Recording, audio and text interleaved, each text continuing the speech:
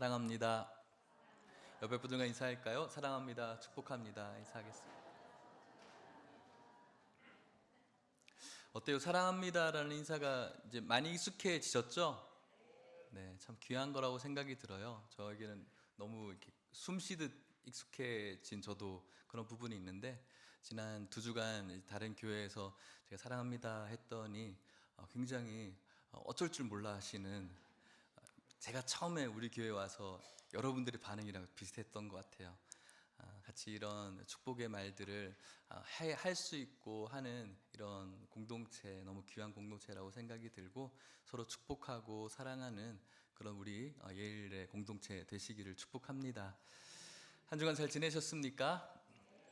힘들고 어려운 그런 부분들도 있었겠지만 예수님의 은혜 기억하며 오늘도 이 자리에 계셔 주셔서 목사로서 감사하고, 또 여러분들에게 주님의 은혜가 있기를 축복합니다.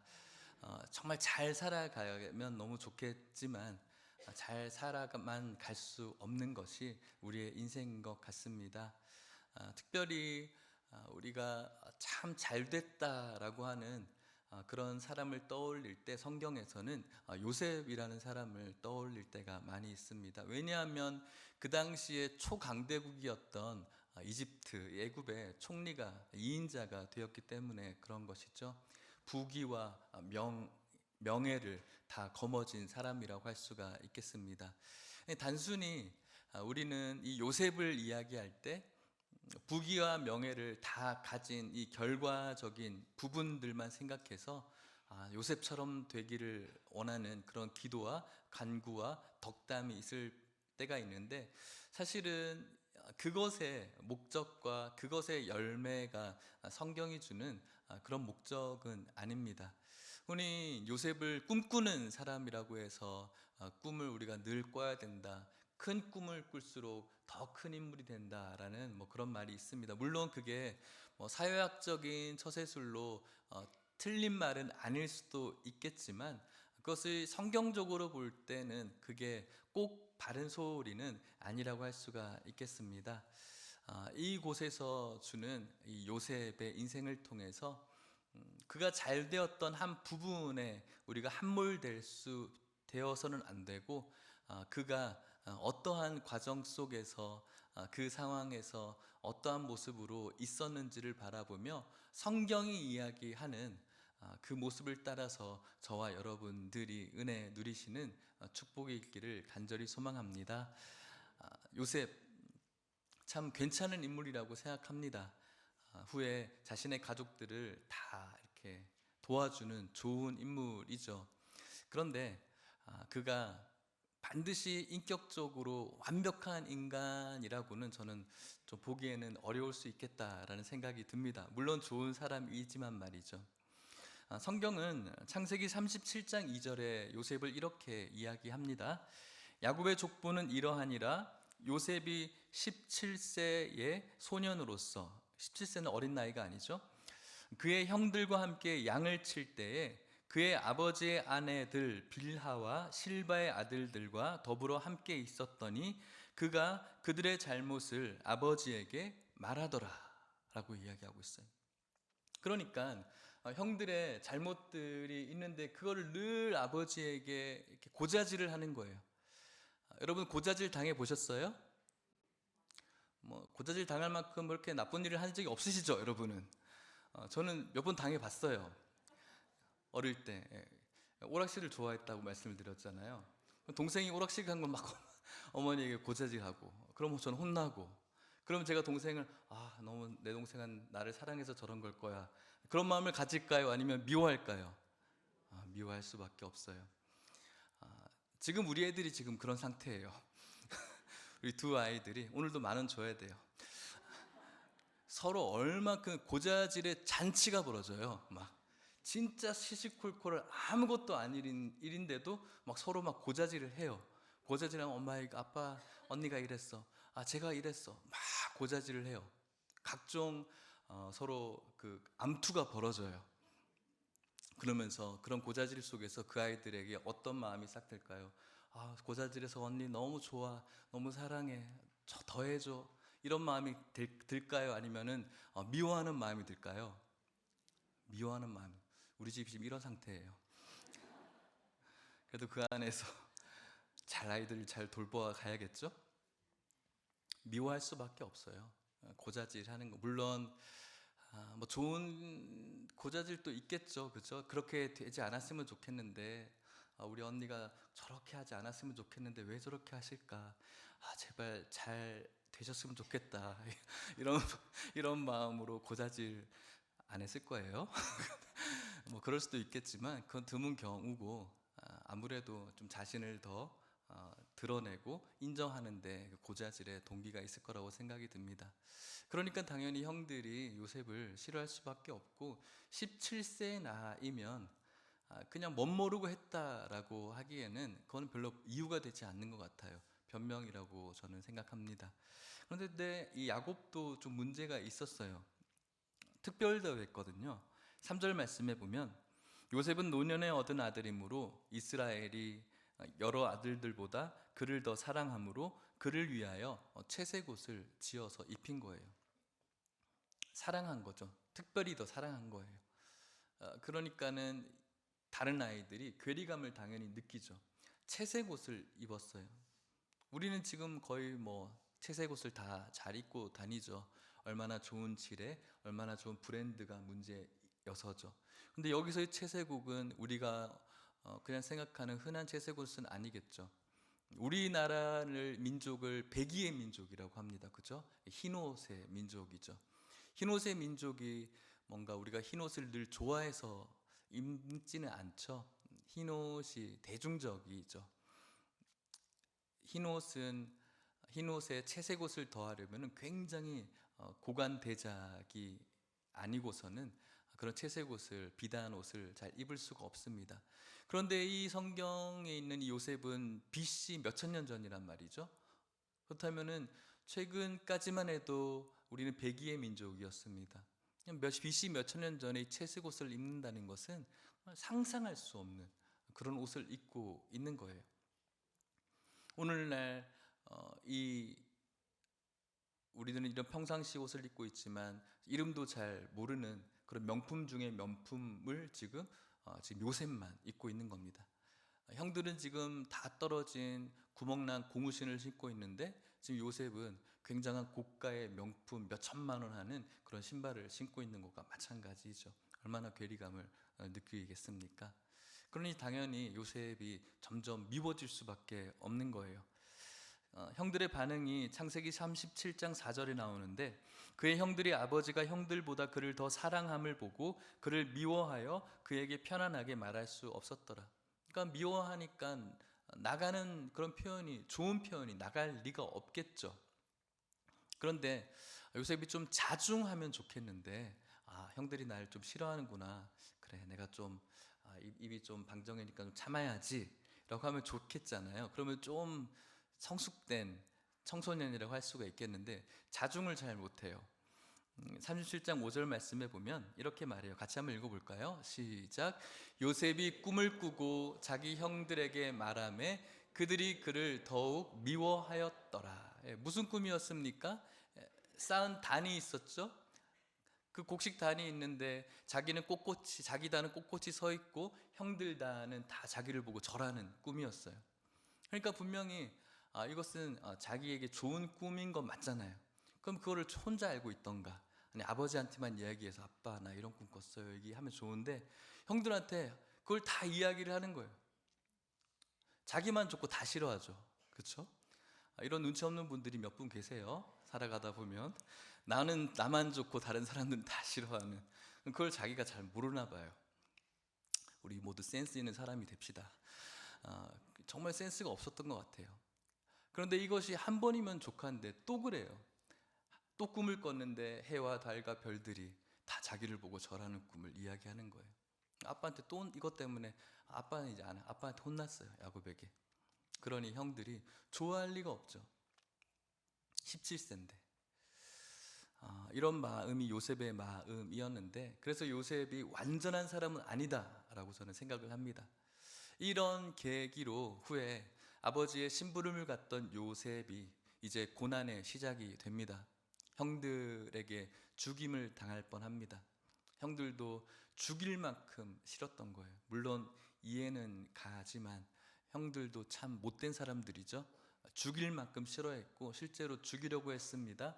구덩이에 동생을 떨어뜨렸습니다. 채색옷을 벗겨버렸습니다. 그 구덩이는 죽음의 구덩이였죠. 그런데 결국은 다른 나라 민족 사람에게 팔아 넘깁니다. 창세기 37장 28절에 그때의 미디안 사람 상인들이 지나가고 있는지라 형들이 요셉을 구덩이에 끌어올리고 은 20에 그를 이스마엘 사람들에게 팔매 그 상인들이 요셉을 데리고 애굽으로 갔더라. 이제 고생이 시작되어지죠. 요셉은 찬란한 부귀와 명예를 거머쥔 자이지만 이제 그의 고생은 우리가 생각하지 못하는 상상할 수 없는 영육의 마음의 고통을 당합니다. 여러분들은 얼마 정도에 팔릴 것 같아요? 팔리면? 얼마 정도 가치 있는 사람입니까? 은 20 정도면은 만족하십니까? 저는 팔려가도 굉장히 기분 나쁠 것 같아요. 뭐 은은 20이 이 정도의 어떤 가치인지는 잘 모르겠는데 금 뭐 이 정도면 그래도 좀 은 20에 나를 팔았다 이런 것도 굉장히 기분 나쁠 것 같아요. 나중에 복수를 한다면 힘 있는 사람이 된다면 나도 똑같이 해줘야겠다는 마음이 생긴다면은 거저주거나 뭐 이렇게 뭐 한 양에 팔 것 같은 그런 마음이 들 정도로 노예로 팔려가는 것은 우리의 인간적인 존엄성이 완전히 무너지는 것을 의미합니다. 실제적으로 노예 시장이 지금 우리는 경험할 수 없지만 드라마나 영화에서 그 노예를 파는 노예 시장을 보면은 꼭 시장에서 고등어 하나 갖다 놓고 흥정하는 것처럼 이 상품 어때요? 얘는 지금 몇 년 정도 됐고요. 산지에서 직접 배송됐고요. 좀 이 정도는 좀 부실할 수 있지만 이렇게 완전히 물건 취급당하는 어떤 영화에서 보면 완전히 발가벗겨 놓죠. 아마도 이때 당시에는 그렇지 않았을까 생각해 봅니다. 채색옷도 지금 다 없어진 상태에서 노예에게 무슨 옷이 필요하겠습니까?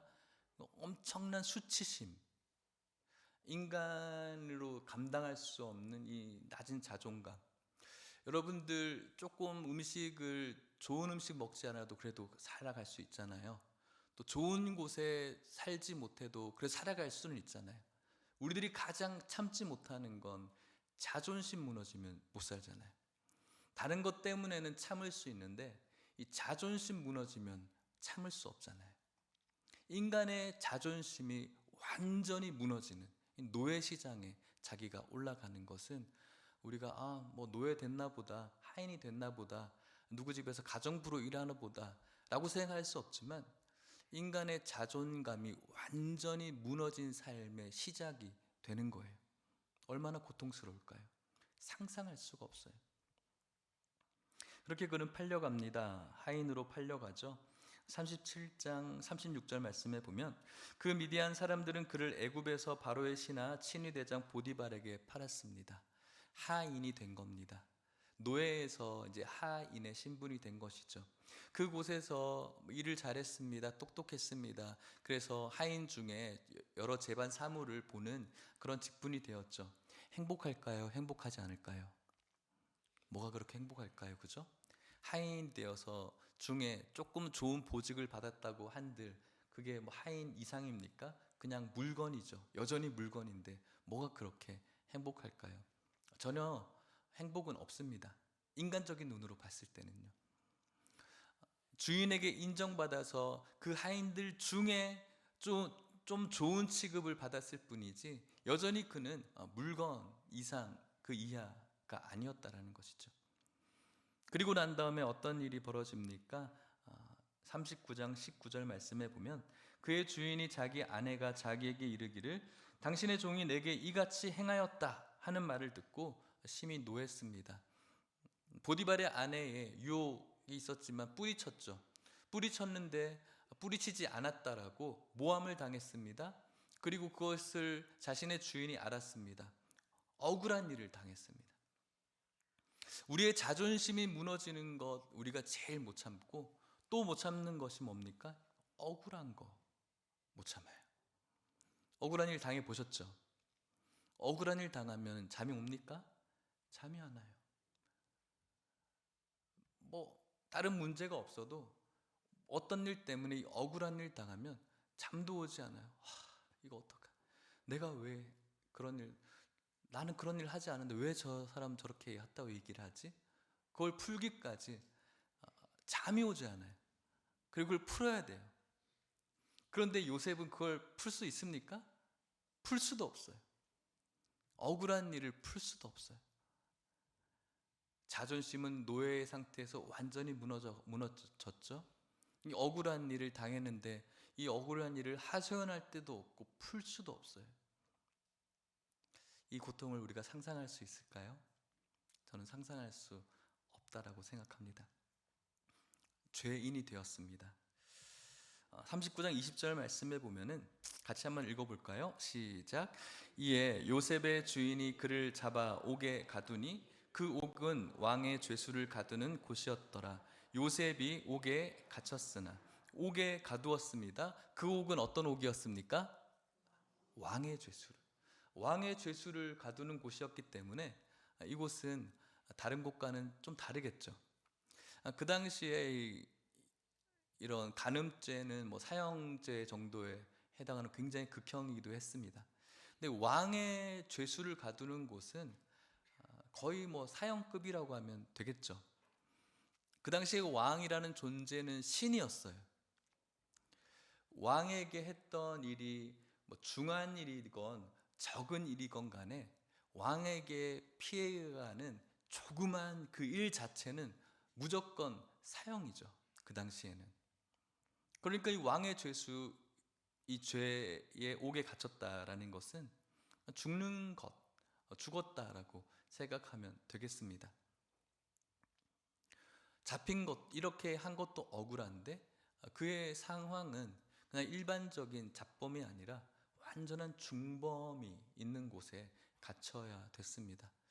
그렇기 때문에 그곳에 중죄수를 다루는 곳이 얼만큼 고통이 있는 곳이겠습니까? 근데 그곳에서도 어쨌든 눈에 띄어서 간수장에게 인정을 받았습니다. 인정을 받았다면 좋은 것이죠. 행복하겠습니까? 저는 행복하지 않다라고 생각합니다. 아무리 행복해도 이제는 하인의 신분에서 이제 죽음, 자신의 생명도 보존하지 못하는 이 원한 품은 죄수의 그런 인생을 살아가야 되기 때문에 그렇습니다. 언제 죽을지는 모르겠습니다. 그런데 그때쯤에 술 맡은 관원장과 빵 맡은 관원장이 들어오게 됩니다. 이 두 사람의 꿈을 해몽해 주죠. 요셉이 하나님의 지혜를 통해서만 풀 수 있는 꿈이었습니다. 술 맡은 관원장이 복직될 것을 예언해 주면서 꿈을 풀어 주죠. 술 맡은 관원장이 얼마나 행복했을까요? 왜냐하면 왕의 죄수를 다루는 이 곳에서 살아나갈 가능성이 별로 없거든요. 그런데 이 꿈을 이렇게 해석해 준 거가 얼마나 고마웠겠습니까? 요셉의 이 감옥에 있는 마음을 이것이 저는 대변한다고 생각합니다. 창세기 40장 14절 말씀인데 같이 읽읍시다. 시작. 당신이 잘 되시거든 내가 은혜를 베풀어서 내 사정을 바로에게 아뢰어 이 집에서 나를 건져 주소서. 요셉이 술 맡은 관원장에게 했던 말이에요. 당신이 잘 되실 거예요. 잘 되시면 제발 날 좀 생각해 주십시오. 내게 제발 은혜를 베풀어 주십시오. 내 이 어렵고 딱한 사정을 바로에게 이야기해 주셔서 제발 이곳에서 나를 건져 주십시오. 그러니까 지금 요셉이 간수의 눈에 잘 들어서 좋은 어떤 직책을 죄수 중에 가지고 있지만 이곳에 있기 좋다는 거예요? 싫다는 거예요? 싫다는 거예요. 나오고 싶다는 거예요. 이것을 술 맡은 관원장에게만 지금까지 딱 처음 얘기했을까요? 아니요. 하나님께 기도했을 거예요. 하나님 너무 고생스럽습니다. 힘듭니다. 그렇게 노예로 팔려간 것도 너무 힘든 삶이었습니다. 하인으로 일하면서도 내 자존감은 완전히 무너져 버렸습니다. 늘 해주는 옷, 해주는 밥만 먹다가 늘 그렇게 복종하고 섬겨야 되는 그 삶이 얼마나 비참하고 초라했는지요. 하나님, 저는 그래도 일한다고 했는데 이런 원통한 일을 당했습니다. 아무것도 안 했는데 오히려 그 죄의 길에서 벗어났음에도 불구하고 이런 곳에 제가 갇혀 있습니다. 하나님 살아계신다면 왜 이런 일이 나에게 벌어져야 되죠? 저는 그 유혹에서 벗어난 것밖에 없는데, 죄 짓지 않은 것밖에 없는데 왜 내가 이런 일을 당해야 됩니까? 라고 하나님 앞에 기도할 수도 있을 것 같아요. 적어도 저라면. 그런 적이 좀 있었거든요. 나가고 싶다고. 하나님, 언제쯤이면 이곳에서 나갈 수 있을까요? 저의 인생은 여기서 죽는 것일까요? 얼마나 많은 기도를 했겠습니까? 그러면서 이 술 맡은 간원장을 만난 것이 요셉에게 있어서는 굉장히 큰 기회라고 생각했을 거예요. 분명히 이 꿈을 하나님이 주신 지혜로 풀어줬고, 이 사람의 생명을 어쩌면 내가 살려주는 그런 해석을 했는데, 이 사람이 나를 기억하겠지. 그리고 나는 어쩌면 정말 큰 가능성으로 이제 나갈 수 있을 거야 라는 커다란 기대가 있었을 거예요. 그런데 그 기대가 하루가 지나고 이틀이 지나고 3일이 지나고 한 달이 지나도 반응이 없는 거예요.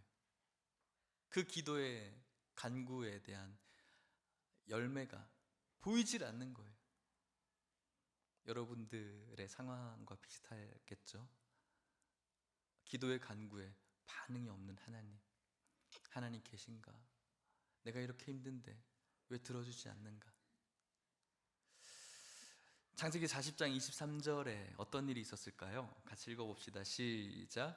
술 맡은 관원장이 요셉을 기억하지 못하고 그를 잊었더라. 잊어버렸어요. 분명히 왕의 죄 수구를 가두는 옥에서는 자신이 살아날 것이, 그래 내가 나가면 뭔들 못 해주겠어, 내가 다 해줄게, 완전히 은혜 충만 아니겠습니까? 이제 그런 말 듣고 너무 행복했으니까 내가 나가면 뭐 다 해줄게, 다 해줄게. 나고 난 다음에 잊어버렸어요. 저는 이것이 인간이 가지고 있는 굉장히 치명적인 약점이라고 생각해요. 은혜를 잊어버리는 것. 내가 원한졌던 것에 대해서는 기억을 잘해서 그걸 갚아줘야 되는데, 내가 받은 은혜에 대해서는 갚아줄 그런 마음이 없거나 잊어버려지는 우리의 이 망각증 같은 연약함. 여러분들이 살아오면서 누렸던 여러 가지의 것들, 그냥 주어진 것은 없습니다. 분명히 누군가의 희생과 누군가의 포기가 있었죠. 근데 그 은혜를 깨닫지 못할 때도 있고, 알고 있음에도 불구하고 깊이 생각하지 못하는 우리들의 연약함이 있습니다. 가장 중요한 건 우리들이 잊지 말아야 될 가장 큰 은혜인 하나님께서 우리에게 베풀어 주신 이 구원의 은혜를 잊어버리는 오늘날 현대 크리스찬들의 이 연약함, 완악함이 가장 큰 문제이겠죠. 우리에게 그의 전부를 주셨습니다. 영원히 죽을 수밖에 없는 인생들, 영원히 죄의 저주 아래서 영원한 사망으로 들어가야 될 우리의 이 고통스러운 저주의 문제를 굉장히 편한 방법으로 해결하신 것이 아니라 그와 맞먹는 그런 고통으로 그분의 하나밖에 없는 독생자이신 아들을 죽이심으로 그 희생을 치르신 그분의 은혜를 우리가 잊어버리고 살아가는 거죠. 그 은혜를 잊고 드리는 예배, 그 은혜를 잊어버리고 드리는 섬김, 그 은혜를 잊어버리고 살아가다 보니까 별로 주님과는 상관없이 살아가는 우리의 모습이 오늘날 우리들의 현실이 되어져 버리는 것입니다. 사랑하는 성도 여러분, 우리들에게 분명히 그러한 연약함 있습니다. 하지만 그것은 우리의 변명과 핑계 되지 못합니다. 오늘 이렇게 드리는 이 예배 가운데에서도 하나님께서 우리들에게 베풀어 주신 그 은혜를 기억하며 드리는 그런 예배가 되시기를 축복합니다. 술 맡은 관원장은 잊어버렸어요. 잊어버린지도 모르고 요셉은 언제쯤일까 기도하겠죠. 바라고 있겠죠. 그런데 얼마나 걸렸을까요? 창세기 41장 1절입니다. 같이 읽겠습니다. 시작. 만 2년 후에 바로가 꿈을 꾼즉 자기가 나일 강가에 서 있는데, 만 2년이 지난 거예요. 2년 동안 기도했어요. 2년 동안 내일 죽을지도 모르는 이곳에서 풀려날 수 있을까? 풀려나게 해주십시오. 나가고 싶습니다. 기도했다는 거예요. 들어주지 않는 기도를 계속하고 있는 요셉. 오늘 저와 여러분들이 하고 있는 기도, 그것을 함께 바라볼 수 있을 것 같습니다. 그런데 여러분, 우리는 결국은 바로의 꿈을 풀어주고 그가 이제 총리가 된 것을 알 수 있습니다. 놀라운 축복이었죠. 부와 명예와 모든 것들을 가지고 있는 그런 능력 있는 사람이 되었습니다. 그래서 우리는 요셉의 꿈을 꿉니다. 요셉과 같은 사람 되기를. 그런데 여러분, 결과적으로 요셉과 같은 사람이 되기를 바라지 요셉의 과정이 여러분들에게도 있기를 바랍니까? 그렇진 않으시겠죠. 요셉의 축복의 열매는 요셉이 단순히 총리가 된 것에 있지 않습니다. 그의 형통은 바로 이곳에 있는데, 보디발의 하인이 되었을 때 성경은 요셉의 형통을 이렇게 설명합니다. 창세기 39장 2절입니다. 여호와께서 요셉과 함께 하심으로 그가 형통한 자가 되어 그의 주인 애굽 사람의 집에 있으니 그의 주인이 여호와께서 그와 함께 하심을 보며 또 여호와께서 그의 범사에 형통하게 하심을 보았더라. 자존감이 완전히 무너진 노예 상태였지만 그 가운데에서도 여호와께서 요셉과 함께 하셨다. 요셉도 하나님과 함께 했다. 이것이 바로 요셉이 누리고 있는 형통이라고 할 수가 있겠습니다. 시편에서는 악인의 형통을 이야기합니다. 하나님과 상관없는 사람이 저렇게 잘 살아가는 것을 부러워하는 아삽의 시가 분명히 있습니다. 하지만 악인의 형통은 일시적인 것입니다. 그것이 영원한 복으로 연결되어지지는 않는다는 것이죠. 억울한 심정으로 억울한 누명을 써서 죄인의 신분이 되었습니다. 그는 어떠한 영적인 상태를 가지고 있을까요? 같이 읽어볼까요? 창세기 오늘 본문입니다. 39장 23절입니다. 시작. 간수장은 그의 손에 맡긴 것을 무엇이든지 살펴보지 아니하였으니 이는 여호와께서 요셉과 함께 하심이라. 여호와께서 그를 범사에 형통하게 하셨더라. 아멘. 하나님께서 함께하는 것이 형통인 줄 믿으시기를 축복합니다. 인생에 일시적으로 잘 되고 못 되는 것이 형통의 결과가 아니라 어떠한 상황 가운데에서도 하나님과 함께하고 있다면 그것이 저와 여러분들에게 형통임을 명심하시기를 축복합니다. 이 땅을 살아가면서 고생하지 않을 수 없습니다. 이 땅을 살아가면서 고난받지 않을 수 없습니다. 어떤 분은 복받기 위해서 예수님 믿는 분들 있습니다. 좋습니다. 그렇게 시작하는 것은 괜찮습니다. 하지만 계속 교회를 다니면서도 인생에 교회 다니는 목적이 복이면은 이것은 잘못된 것입니다. 예수 믿고 복받고 팔자 고치는 것, 그것은 성경에서 나와 있지 않습니다. 성경적이지 않습니다. 모든 인생은 고생이 있습니다. 욥기 5장 7절 말씀에 이렇게 말합니다. 같이 읽어볼까요? 시작.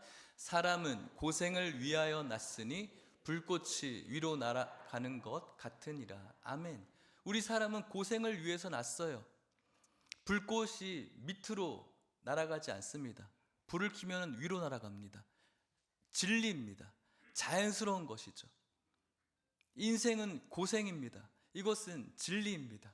고생은 우리들에게 정상적인 거예요. 오히려 고생 없는 것이 비정상적인 일이고 그런 일은 없습니다. 그런데 이 고생 가운데 이 고생을 대하는 우리들의 태도가 성도와 성도 아닌 자를 나누는 겁니다. 요셉과 요셉 아닌 자를 나누는 겁니다. 형통한 자와 형통하지 않은 자를 나누는 것이죠. 왜 그렇습니까? 우리들에게 고난이 있다면 우리는 무엇을 해야 될까요? 야고보서 5장 13절 말씀인데 같이 읽어볼게요. 시작. 너희 중에 고난 당하는 자가 있느냐? 그는 기도할 것이요. 즐거워하는 자가 있느냐? 그는 찬송할지니라. 아멘. 고난이 있습니다. 고생이 있습니다. 성경은 기도하기를 원합니다. 인생에 고난이 있었습니다. 고생이 있습니다. 요셉에게 있었죠. 기도하는 자였죠. 왜냐하면 하나님 살아계심을 믿고 있으니까요. 하나님 살아계심을 믿고 있기 때문에 기도합니다. 그리고 하나님과 교제합니다. 연합되어져 있습니다. 그것이 바로 형통인 것이죠. 그것이 바로 요셉이 형통했다라고 이야기하는 것입니다. 그의 형통의 결말은 총리가 된 되게 좋은 사람이 된 것에 있지 않습니다. 우리 아이들을 위해서 우리가 기도할 때 요셉처럼 되게 해주세요라고 기도를 이전부터 많이 했습니다.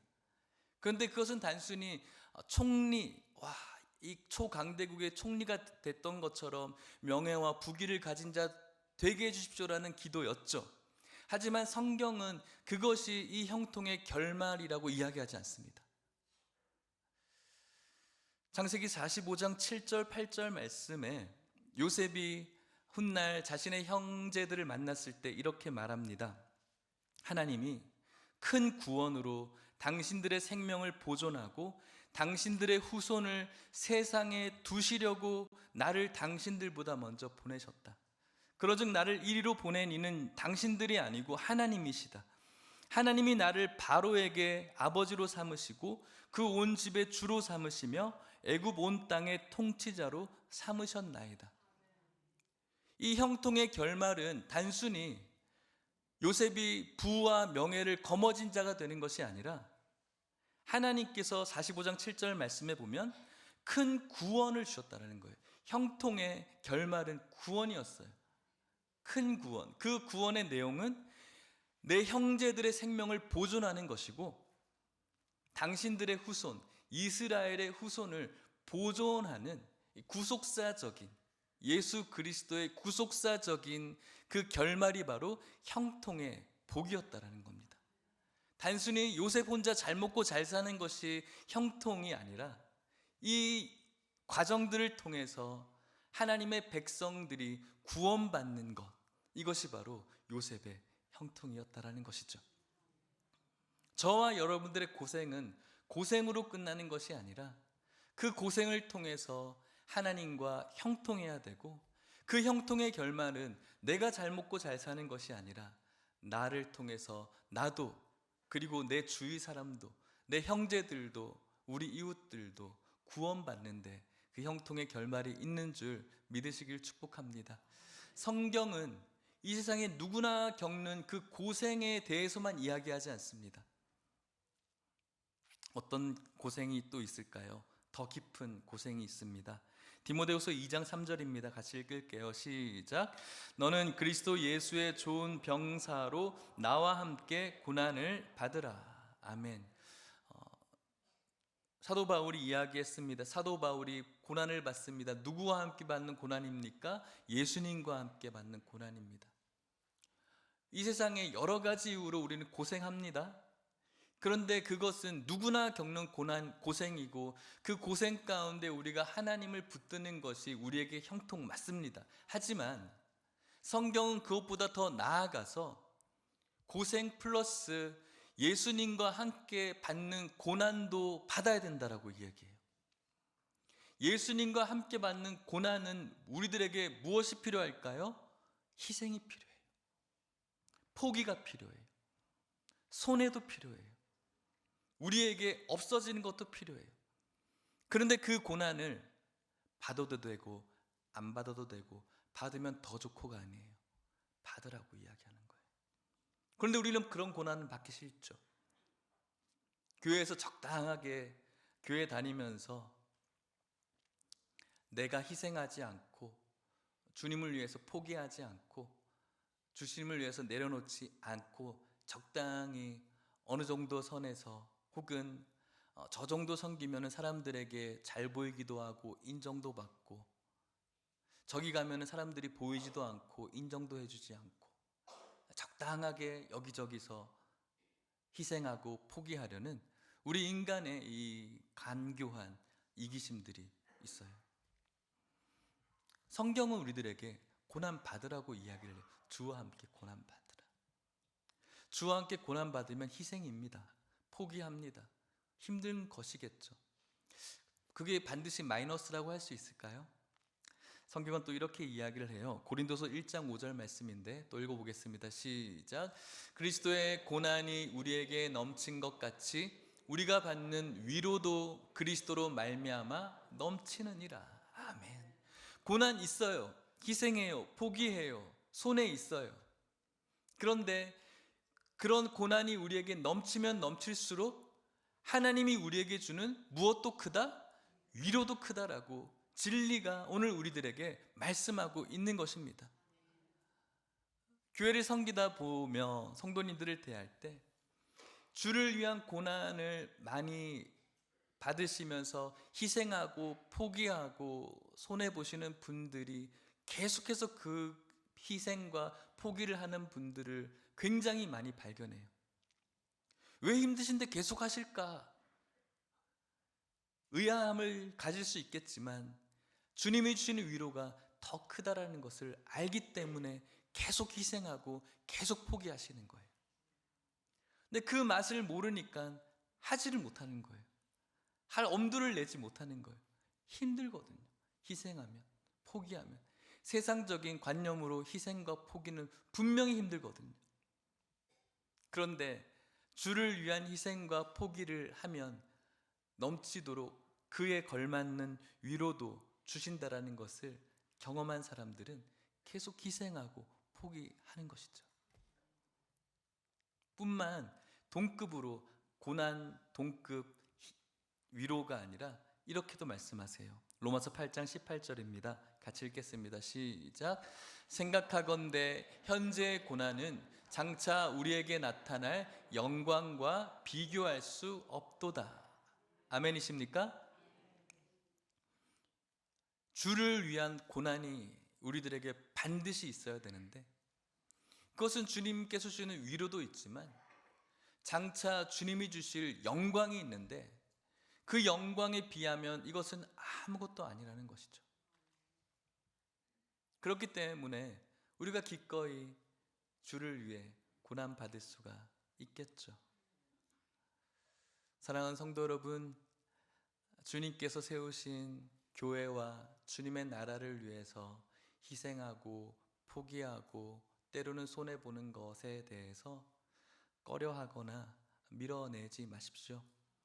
그것은 우리들에게 주신 하나님의 사명이자 동시에 먼 훗날 우리에게 주실 영광의 통로임을 믿으시기를 축복합니다. 말씀을 마쳐보려고 합니다.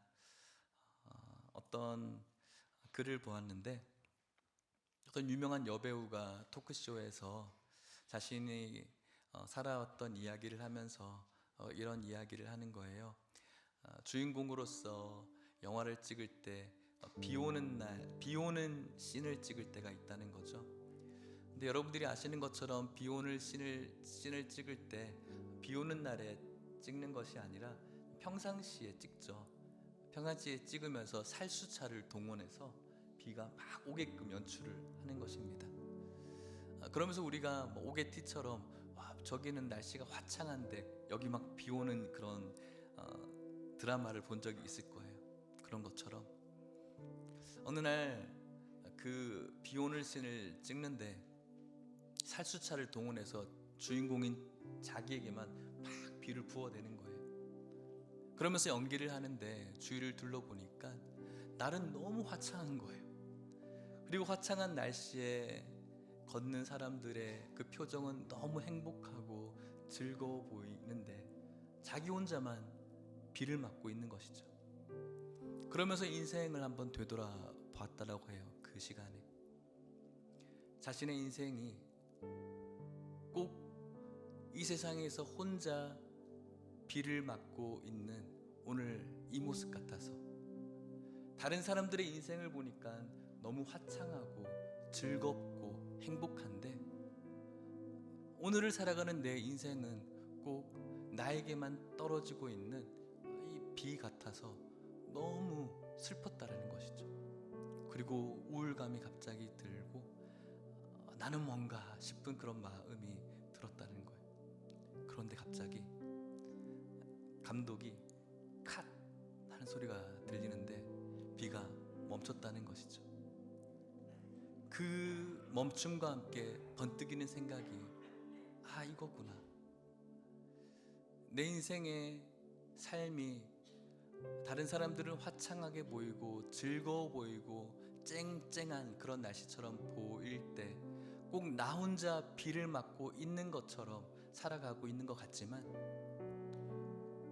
언젠가 하나님께서 컷이라고 분명히 사인을 하실 것이고 내 인생의 비는 그때 멈출 것이다. 그래서 나는 오늘 그분을 소망할 수 있다라고 깨달았다는 것이죠. 사랑하는 성도 여러분, 여러분들의 삶 속에 꼭 여러분들만, 다른 사람들은 쨍쨍하고 화창한데 나만 왜 이럴까? 나는 왜 이렇게 고생스럽지? 나도 똑같이 노력하고 나도 똑같이 뭔가를 하는데 왜 내 인생은 이런가? 인스타나 SNS 보면은 좋은 데 놀러 가고 좋은 거 먹고, 저 친구들은 저렇게 행복해 보이는데, 저 가정은 오늘도 뭔가 잘 풀려서 저렇게 되는데 왜 내 인생은 이런가? 라고 하면서 나 혼자 비를 맞고 있는 것처럼 느껴지는 오늘의 고생이 여러분들에게도 있을 거라고 생각이 들어요. 성도님들과 전화신방을 하면서 인생의 고생스러움을 이야기하면서 눈물 흘리시는 분들을 많이 만납니다. 그 고생은 오늘 제가 동감할 수도 없고, 고생이라는 한 단어에 그 고생의 깊이를 표현한다면 거짓말이라고 생각합니다. 너무 힘들 거라고 생각이 들어요. 오늘 이곳에 있는 분들 가운데서도 말할 수 없는 슬픔과 눈물이 있을 거라고 생각이 듭니다. 그런데 여러분, 다른 사람들의 화창한 날과 쨍한 날이 그 형통은 일시적인 것이고 그것은 허상임을 여러분들이 깨달으셨으면 좋겠습니다. 여러분들에게만 내리는 살수차의 그 비는 머지않아 창조주 되시는 하나님이 컷 하시는 그날이 온다는 사실을 믿으시기를 축복합니다. 문제는 그 비 가운데 오늘 저와 여러분들이 하나님과 함께하고 있음을 믿는 것입니다. 우리 하나님 선하신 분이고 좋으신 분이고 여러분들의 영혼이 잘 되기를 원하신 그분께서 오늘 이 요셉의 형통 속에 그의 모든 가족과 후손들을 구원하셨던 것처럼 그 모든 과정 속에서 오늘 여러분들의 모든 과정 속에 함께 하시는 하나님은 여러분들에게 주시는 형통의 복으로 여러분들의 생명과 여러분들의 영혼과 여러분들의 가정과 여러분들의 사는 모든 삶의 터에 주님이 주시는 생명의 복을 주시는 그런 형통이 있을 줄 믿습니다. 오늘 여러분들에게 있는 요셉처럼 2년을 기도해도 왜 이런가 하는 그런 막막함 속에서도 하나님 언젠가 컷 수고했어요 할 때가 있음을 기억하시면서 낙심하지 마십시오. 절망하지 마십시오.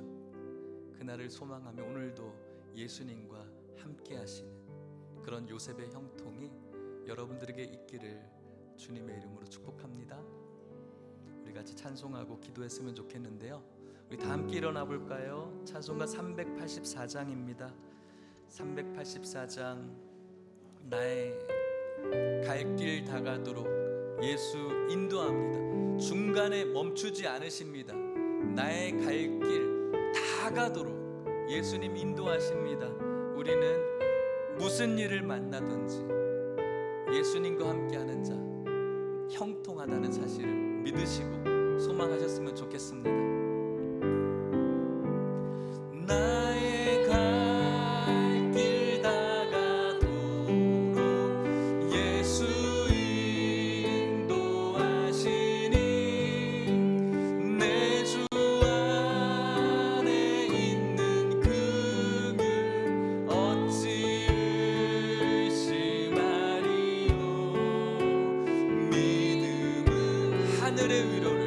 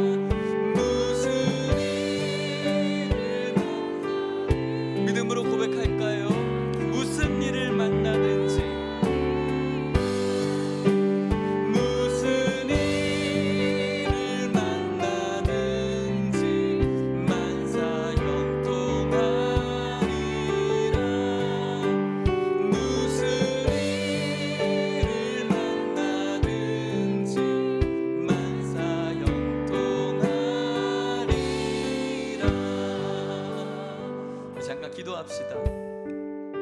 여러분들 갈 길 다 가도록 중간에 멈춰 서지 않으실 겁니다. 하나님의 긍휼은 중간에 멈춰 서지 않으십니다. 끝까지 사랑하십니다. 주님께서 인도하십니다. 오늘 여러분들의 있는 어려움 주님의 긍휼을 덧입으시기를 축복합니다. 하늘의 위로를 받으시길 원합니다. 주님께서 장차 비교하지 못할 영광을 주실 줄 믿습니다.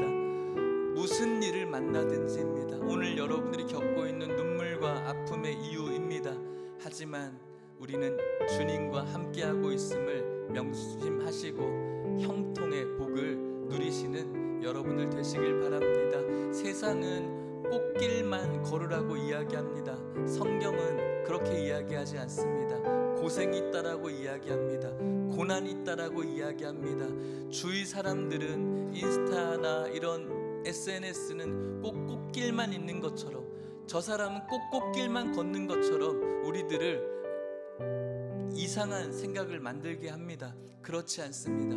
꽃길만 걷지 못합니다. 오늘 우리들에게는 고생과 고난은 당연하고 그 고난은 반드시 필요한 것입니다. 그 가운데 우리가 하나님과 함께하는 것, 그것이 형통임을 기억하면서 꽃길만 걸으라는 사회의 그 풍조를 배반하고 주님과 형통의 복을 걸어가는 저와 여러분들 되시기를 우리 주여 한번 간절히 부르짖고 기도하시겠습니다. 주여 하나님 아버지 감사합니다. 오늘 요셉을 바라보면서 우리가 이해할 수 없는 고통과 어려움을 겪게 된 삶을 바라봅니다. 당장 인생을 포기해도 아무런 문제가 없는 그런 어려움이 있었지만 그 가운데에서도 하나님과 함께함으로 그의 삶은 형통이었습니다. 하나님의 이름을 복권처럼 사용하는 우리들의 형통이 아니라 어디에 있든지 간에 주님과 함께하고 있음을 기억하고 주님께 기도하고 주님을 바라보는 주님께서 주시는 성도의 형통이 되어지게 하여 주시옵소서. 아버지, 오늘 우리들에게 말씀으로 말씀해 주시니 감사합니다. 하나님 아버지, 이 세상은 꽃길만 걸어가라고, 꽃길이 꼭 있는 것처럼, 그 길이 성공한 것처럼 우리들을 생각을, 방향을 정합니다. 하지만 그런 길은 없습니다. 고생이라고 성경은 분명히 이야기합니다. 고생 넘어 우리는 고난이 있어야 된다라고 성경은 분명히 말하고 있습니다. 성경에 반하는 꽃길만 추구하는 우리들의 어리석은 인생 되지 않게 하여 주시옵소서. 어느 길을 가든지 간에, 무슨 일을 만나든지 간에 그곳에서 누구를 만나느냐가 가장 중요한 줄 믿고 하나님과 함께하며 하나님이 주시는 형통의 길을 걸을 수 있도록 축복하여 주시옵소서.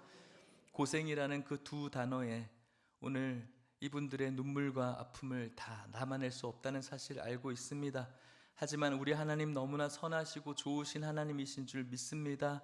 가장 귀한 길로 이들을 인도해 주실 줄 믿습니다. 인생의 비가 꼭 나한테만 몰아치는 것처럼 느껴지지만 하나님 언젠가 컷 해주실 줄 믿습니다. 화창한 날, 그것을 진짜로 바라보며 주님께서 주시는 위로와 영광을 맛보는 모든 성도님 될 수 있도록 축복하여 주시옵소서.